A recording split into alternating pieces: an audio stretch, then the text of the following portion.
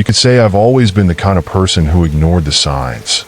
I wasn't superstitious, not like my grandmother, who swore that the world was full of things we couldn't see, things that watched us when we weren't looking. I remember her voice, heavy with fear, warning me to never wander into the woods alone, never trust the old highway, and never, ever take a shortcut through the unmarked road in the hills. There are things out there, she'd say, her voice shaking as though she could still hear them following her even now. Of course, I never listened. Not when I was young, not when I was older. In fact, I dismissed it all, until that night.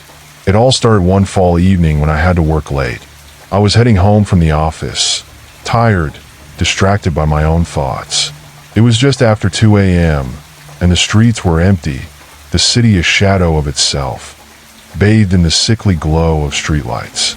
That's when I saw it, the old road, the one my grandmother always warned me about. It wasn't marked on any map, just a winding, forgotten strip of asphalt that slithered up into the hills. The road was overgrown, its edges cloaked by brambles and twisted trees, as though nature itself had conspired to hide it. I was feeling reckless that night. Maybe it was the exhaustion, or maybe it was the thrill of doing something forbidden. Something about that road called to me. It was as though I could hear it, a faint whisper that beckoned me. Go ahead, it seemed to say. What's the worst that could happen? And so, I turned my car onto the road, the tires crunching over gravel and dead leaves. The air grew colder as I ascended, and the further I drove, the darker the night became. The streetlights behind me blinked out one by one, like dying stars. Soon, I was driving in pitch-black darkness, the only sound the hum of my car's engine and the occasional rustling of leaves brushing against the car's sides. Then, the road started to twist. It wasn't a gradual turn, like a normal road. It was sharp, sudden, like something unnatural pulling me in. I slammed my brakes, but the car slid across the slick surface. That's when I saw it. A figure standing in the middle of the road. Tall, looming. At first, it was just a shadow, a trick of the headlights. But as I got closer, I saw the details, its thin, elongated arms, its white, expressionless face. It was humanoid, but not quite human. Something was wrong with it, something I couldn't quite place. I should have turned around then. I should have done what anyone in their right mind would have done and driven away, fast, before whatever that thing was could reach me. But my foot stayed glued to the gas pedal, and I drove closer, hypnotized by the figure. Suddenly, its head jerked up, and its eyes locked onto mine. They weren't eyes. No, they were just two hollow pits, blacker than anything I'd ever seen, like the void of space itself. It opened its mouth, but no sound came out. It didn't need to. I felt it, something deep within me, a warning that shot through my body like a surge of cold electricity. Turn back, I heard in my head clear as day. It wasn't a voice, not a real one. It was just there, a thought, an order echoing in my mind. But I didn't turn back. I don't know what possessed me, but I pressed on.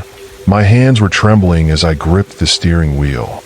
The air in the car felt thick, suffocating, and I could feel the temperature dropping rapidly. Then it started to move, not fast but slow, deliberately, like it was savoring the moment. It stepped off the road and into the trees, disappearing into the thick woods, and that's when the real horror began. As I drove past, I could hear it, faint but growing louder. The sound of something moving in the trees, something large, something that wasn't human. A low, guttural growl rumbled from the darkness, a sound that rattled my bones. I froze, my heart pounding in my chest.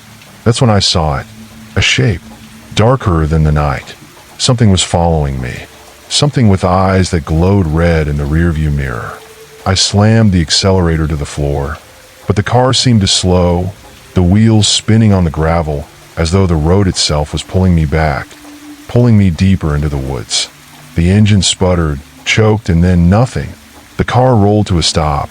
In the silence that followed, I could hear it, the soft rustling of leaves, the crack of twigs breaking under something's weight. Then There was the unmistakable sound of breathing. Slow, steady, deep. It was close, so close that I could feel the hot air on the back of my neck. I turned to look, but there was nothing behind me, no monster in sight. But I could feel it. It was all around me now, watching from the trees. I could hear whispers, low and unintelligible, scratching at the edges of my mind. My phone was dead. Of course it was. The signal had been lost the moment I turned onto that cursed road. The car's interior lights flickered once, twice, and then went out completely, plunging me into darkness. In the pitch black, I could hear the sounds of something alive, something that moved in ways no human could. And then, the voice came again, clearer this time. It's not safe here. You're not safe here. I didn't know what it meant, but I knew one thing. I wasn't leaving without a fight. I grabbed the flashlight, opened the door, and stepped out onto the cold, damp ground.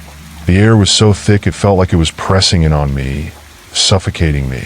The trees towered over me like ancient giants, their branches reaching down, grabbing at my hair, my shoulders. It was as if they were alive, pulling me into the forest, into their darkness. That's when I saw it, a flash of white. It was the figure again, standing just beyond the trees, staring at me with those hollow, empty eyes. But this time, something was different. The figure wasn't alone. There were more of them. Dozens, hundreds. Figures emerging from the darkness, their faces pale, their movements jerky and unnatural. They began to chant, low at first, but growing louder, like 1,000 voices merging into one. The words didn't make sense, but I knew they were calling to something old and hungry. I didn't wait to find out what. I ran faster than I ever had in my life, stumbling over rocks and fallen branches, hearing the whispers of the forest chase after me, feelers in the darkness. Somewhere along the way, I lost track of time. The world became a blur, a haze of branches and shadows and fear. I don't know how long I ran, but when I finally stumbled back onto the main road, the morning sun was beginning to rise, casting an eerie glow on everything around me. I don't know how I made it out, but I do know one thing. I'll never go back. That road, that place, it's not for people. It's not for anyone. And whatever follows it, whatever lives there, is still out there, watching, waiting.